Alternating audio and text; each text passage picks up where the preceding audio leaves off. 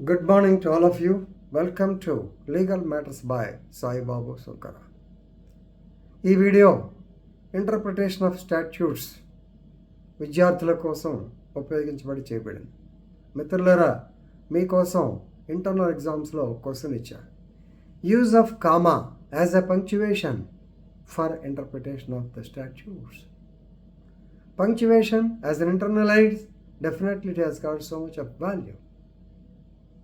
మా చిన్నప్పుడు తెలుగులో రామునితో కపివరుండిట్లని అనే మాటకి రామునితోక కాంబెట్టి పివరుండిట్లని మొత్తం అర్థం మారిపోద్ది.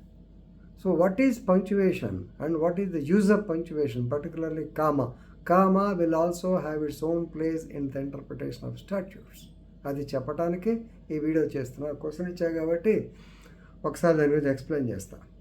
Comma is the most commonly used punctuation mark. Enduku?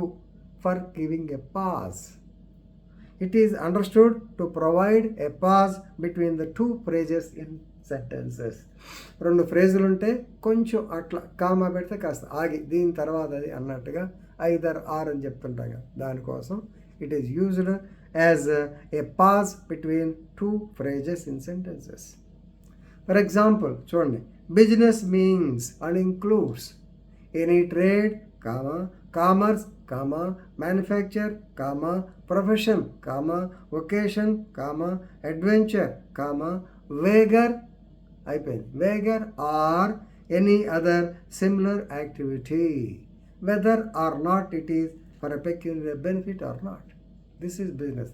Camel అంటే పాజింగ్, మీకు స్లోగా అర్థం కాదు. కాబట్టి in the course of interpretation, comma becomes definitely relevant to construe the meaning of a sentence. Right. So, కాబట్టి దీంట్లో ఒక పాజిటివ్ కేసు, ఒక నెగిటివ్ కేసు మీకు చెప్తాను. కేసు లాస్ ఇంపార్టెంట్ కదా, మీరు ఏం రాసినా మెయిన్ కేసు లాస్ రాయాలి కాబట్టి very famous case law. CV Raju versus C Balgopal 2001. CV Raju versus C Balgopal and others 2001. ఇక్కడ వాళ్ళకి మీకు బోర్డు మీద ఎక్స్ప్లెయిన్ చేస్తాను. Very important point. This is APIDC, AP industrial development కార్పొరేషన్లో deputy GM or chief manager, CMG post, chief సిజిఎంలే, chief general manager పోస్టుకి qualifications మీద discussion. చిన్న కామా దగ్గర కొంప మునిగింది. ఈ క్వాలిఫికేషన్ ఏమిటంటే ఎడ్యుకేషనల్ క్వాలిఫికేషన్లో at least first class in engineering, or technology. Engineering or technology. పాతకాలంలో మేము చిన్నప్పుడు ఇంజనీరింగ్ అనో బీఈ ఉండేది, ఇప్పుడు బీటెక్. ఏం టెక్కో మరి. So first class degree in engineering or technology, or a first class masters degree in science, that means MSc masters degree in science, జాగ్రత్తండి, first class masters degree in science, with MBA qualification. ఇక్కడ engineering or టెక్నాలజీలో first class degree, right. అలాగే or first class masters science degree, with MBA. ఈ with MBA అనేది engineering వాళ్ళకి apply అవుతుందా, లేకుంటే sciences వాళ్ళకి అప్లై అవుతుందా, లేకుంటే అందరికీ అప్లై అవుతుందా? సహజంగా నాది మట్టి బుర్ర కాబట్టి చూడంగా నేనేమనుకున్నానంటే ద మాస్టర్స్ ఇది పీజీ ఉంటుంది సైన్సెస్లో, పీజీ విత్ ఎంబీఏ అనుకున్నా.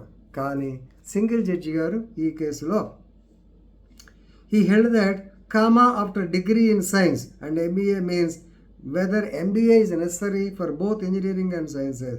Single judge held that MBA is necessary for both qualifications because Chief General Manager, he has to run the business, not only technical side. Technical సైడ్కి engineering or technology అన్నాడు, అలాగే సైన్సెస్లో అయినా పర్లేదు అన్నాడు, with MBA. కాబట్టి ఈ comma ఎంత కొంప ముంచింది చూడండి. మేమంతా ఏమనుకున్నాం, ఇంజనీరింగ్ అయితే గ్యారంటీ, సో సైన్సెస్ వాడైతే విత్ ఎంబీఏ అనుకున్నాం. కానీ కాదు, ఇదనమాట ఎంబీఏ కామా యొక్క ఉపయోగం. దెన్ సెకండ్ కేస్, యాక్చువల్లీ ఇది నాన్ అబ్స్టెంటీ క్లాజులు చెప్పాను మీకు. అశ్విని కుమార్ ఘోష్ వర్సెస్ అరవింద్ బోస్ అనుకుంటా. అశ్విని కుమార్ ఘోష్ వర్సెస్ అరవింద్ బోస్ 1952. మీకు 6th సెమిస్టర్లో ఇది కేసు బాగా అర్థమవుతుంది. ఎందుకంటే A person who studied law, who got enrolled with the Supreme Court, he has got a right to practice in a high court. Supreme court advocates అసోసియేషన్లో మెంబర్ అయితే అతను ఏ హైకోర్టులో అయినా ప్రాక్టీస్ చేయవచ్చును. కానీ హైకోర్టులో he cannot plead, he can appear, he can represent అని చెప్పి అనేదో మాట వచ్చింది. దాని మీద చాలా గొడవ. సో ఇక్కడ ఈ కేసులో మెయిన్ ఇంపార్టెంట్ ఏంటి, the justice held that after all punctuation after all a minor element in the construction of a statute. ఆ పంక్చువేషన్ మీద పెట్టుకుని లాక్కండాయా, ఎందుకంటే ప్రజెంట్ డేస్లో పంక్చువేషన్కి ఎంత వాల్యూ ఉందో మీకు తెలుసు, నాకు బాగా అర్థమైంది, మీ యొక్క పరీక్ష పేపర్లు తిప్పుతూ ఉంటా కాబట్టి. And very little attention can be paid to it by the English course, it is paid by English. So ఎవరు పెద్ద పట్టించుకోవట్లేదు, ఎక్కడుంటే ఏముంది, అర్థం వచ్చిందా లేదా, that is very very important. So కాబట్టి advocate of supreme court has a got right to appear and plead in the high court. So this is what called fair construction. సుప్రీంకోర్టులో చేసేవాడు హైకోర్టులో మాట్లాడకూడదంటే ఏమైనా అర్థం ఉందా? ఆ కామా ఏందని చెప్పి తీసేతల పడేసి. సో కాబట్టి this is the use of comma.